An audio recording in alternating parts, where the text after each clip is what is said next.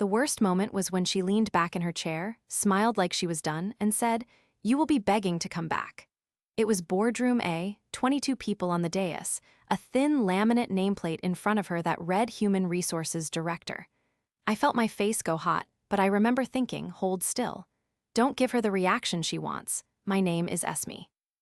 I was the clinical projects lead at Halcyon Medical Center, in charge of integrating outside surgical supply vendors into our operating room workflows. The project in question was called the Surgical Supply Integration Pilot. It was a $25,000 pilot with a vendor named Prime Logics and a client account run by a company called Blue Line Medical. It mattered because it was the first step toward a $300,000 supply contract the hospital desperately needed. It mattered because operating room downtime costs us thousands per hour, and because a single mistake can hurt a patient. 2 weeks before that meeting, I took the trouble to build a clear risk file.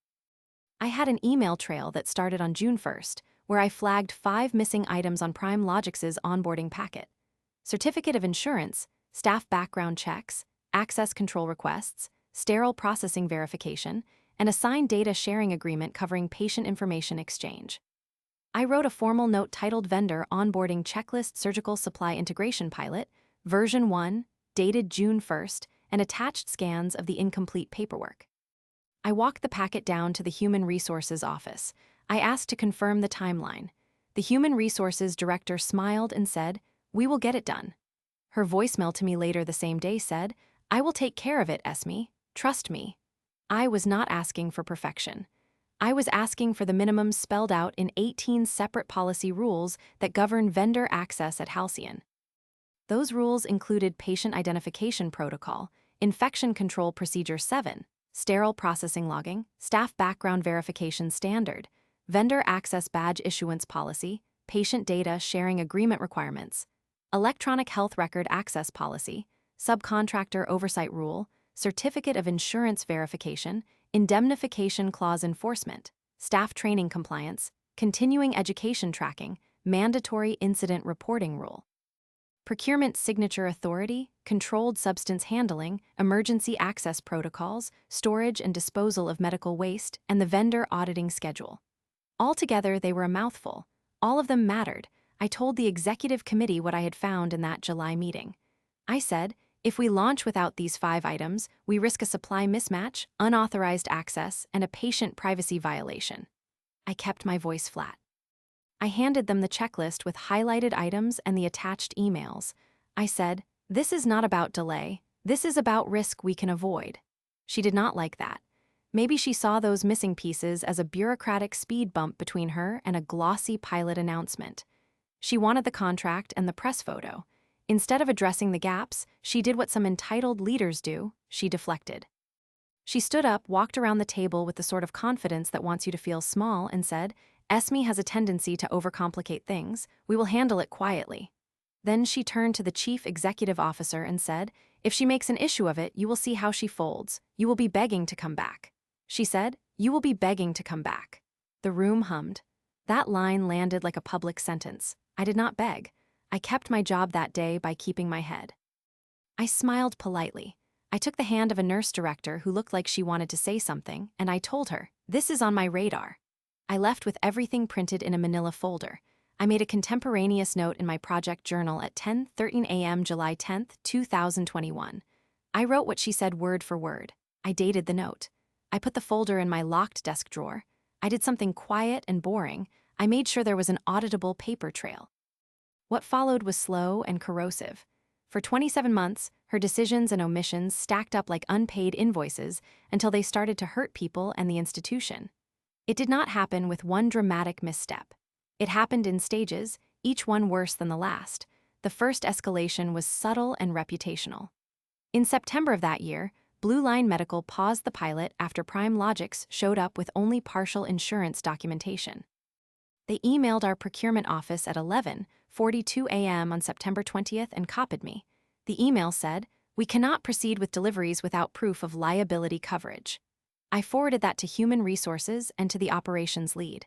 No one replied for 5 days. Then Human Resources sent a single line back saying, "We are reviewing." Blue Line went quiet. A member of the board asked why a $25,000 pilot was stalled. The chief operating officer wanted a public statement. Someone leaked a sanitized version that blamed vendor miscommunication. My phone lit up with offhand comments. Project delays are on ESME, or ESME overcautious again. Reputation chipped away. The second escalation happened 6 months later and it cost us money. In March, an operating room nurse found a tray in a sterile field labeled with the wrong lot number. There was a near miss. No patient was harmed, but the risk was real. We filed Incident Report 2022-1 with the same day. Infection Control asked for the vendor onboarding packet. The packet was incomplete. A subsequent audit flagged 7 missing policy verifications tied back to those 18 rules. The incident pulled internal auditors on site for 4 days. Demand letters arrived from Blue Line asking for an explanation of how Prime Logics had access to our sterile areas without proper credentialing. The hospital lost a scheduled elective surgery slot that week because supplies were held for an investigation. That elective slot alone was worth an estimated $8,000 in billed procedures. Opportunity gone. My inbox now had a formal note from the chief executive officer asking why compliance was not ensured and why safe processes had broken down. The third escalation dragged my career into the mud. The human resources director began to change the story in internal memos. Emails I had sent were summarized in her wording as overcautious opinions. Meeting minutes she sent to leadership left out my warnings entirely. At a staff meeting in April, she read from a version of the vendor onboarding checklist that showed all approvals complete. She presented a signed form dated June 15, 2021, that supposedly cleared Prime Logics. I had no record of that June 15th clearance. When I asked to see the scanned file, she said, "Esme, your memory is not correct. Trust me." She arranged a closed-door conversation with my division director where she suggested I had delayed the project by insisting on extra checks. She told my director, "Esme is a risk to project timelines." A week later, I received a written counseling letter citing failure to escalate vendor integration decisions appropriately. My annual bonus was withheld pending a behavioral improvement plan. Trust evaporated. Allies backed away. I felt alone. Each time something bad happened, 18 separate policy gaps were invoked in the audit trail. They were concrete things: missing background verification number BG4492, an unsigned data sharing agreement template named DSAOR3, a vendor badge request form that never moved past the human resources queue. Those were not abstract accusations. They were documentation items with dates and signatures attached to them. The deeper it got, the more she leaned into blaming me. She would say, "You were the last clinical person to touch this. We cannot defend your position." Her tactic was consistent: shift the perception, muddy the timeline, make me look like obstructionist and incompetent. It worked for a while. There were low moments where I wanted to explode.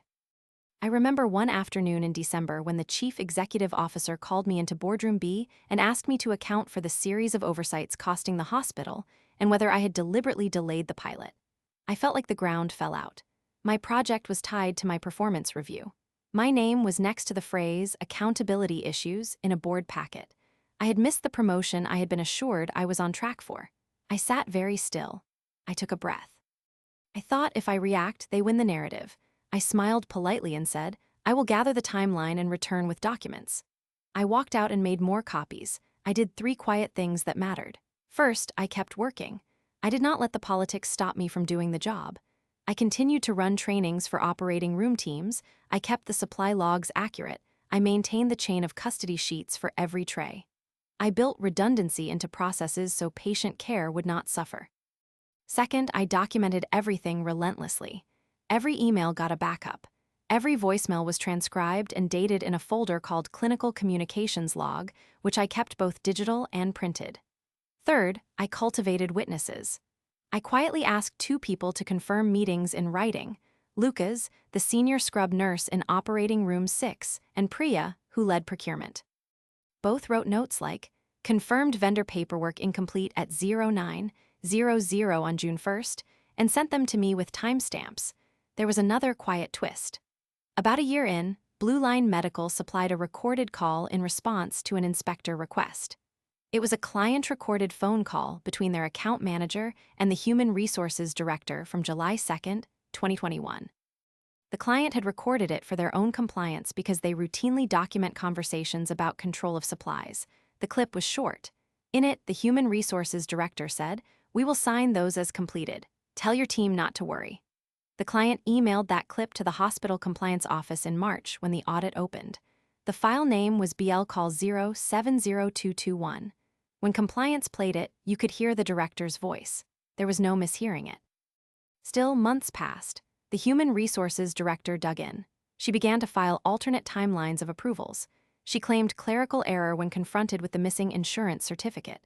She complained to leadership that I was undermining morale by raising concerns publicly. I stayed calm in a way that felt surgical. At a lunch where she tried to pull me aside and shame me, I took a deep breath, smiled, and said, "If you want the pilot to succeed, fix these items. If you want help, tell me where to help." I walked away. I documented the conversation in my log. I did not beg. I stayed strategic. The turning point was not dramatic theater. It was a demand. After the internal audit report collated the 18 rules violations, and after Blue Line sent a formal inquiry naming Halcyon Medical Center as responsible for oversight, the board scheduled a special meeting. They called it the Vendor Oversight Review. It was set in Boardroom A again, 2 years and 3 months after the first meeting.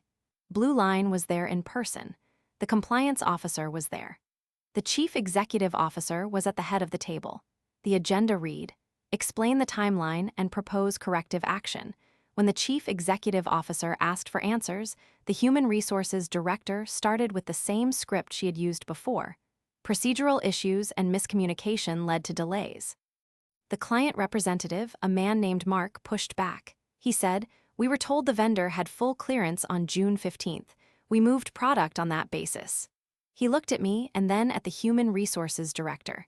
"We need to know who said what and when." I had carried my folder into the room. I had also arranged something unexpected. I had quietly forwarded copies of the vendor onboarding checklist, the June 1st email, Blue Line's September email pausing the pilot, Lucas's stamped notes, Priya's timestamped procurement confirmation, and the clinic communications logged to the compliance officer an hour before the meeting. I had also included BL Call 070221 in the packet. I slid my manila folder to the center of the table and said, "I have a timeline that answers those questions." The human resources director stiffened. She tried to interrupt.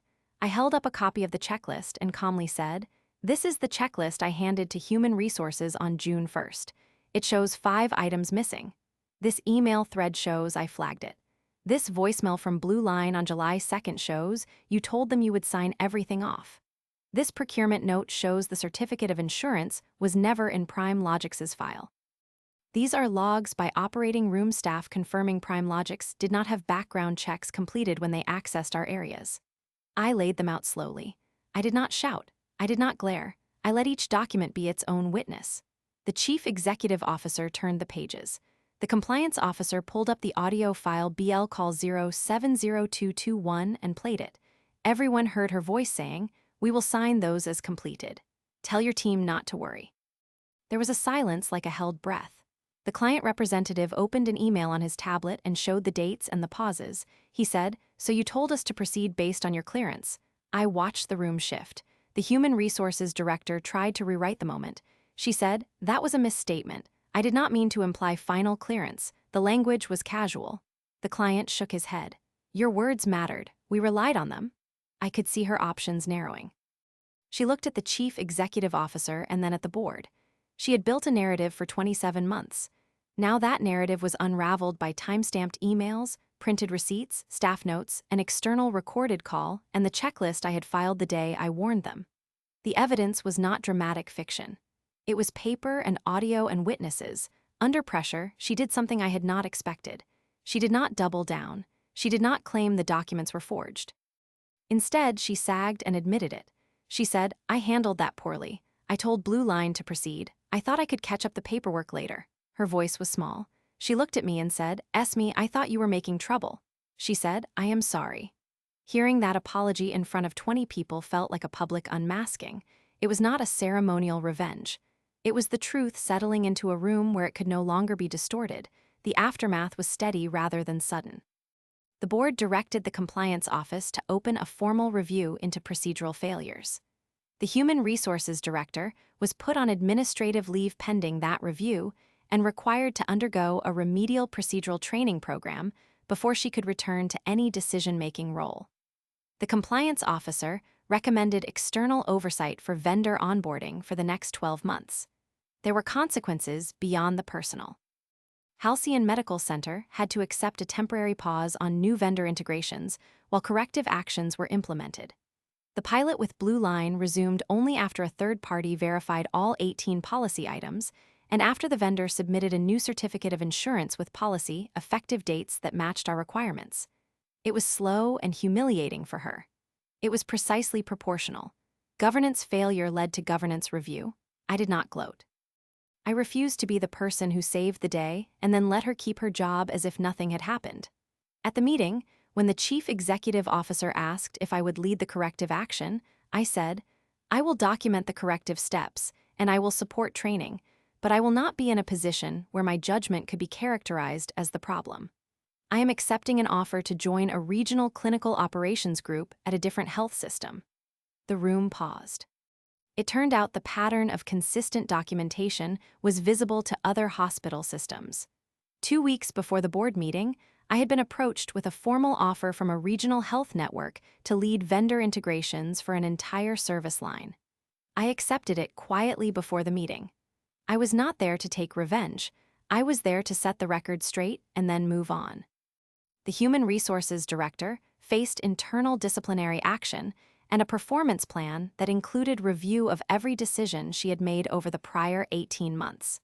The compliance review recommended that any future vendor clearances require dual sign-off from procurement and clinical leadership. She remained employed, but her authority narrowed. The hospital instituted an audit trail system that tracked each item on the onboarding checklist with timestamps and required mandatory uploads of certificates and background checks before any vendor access could be granted. Those changes fixed the root problems.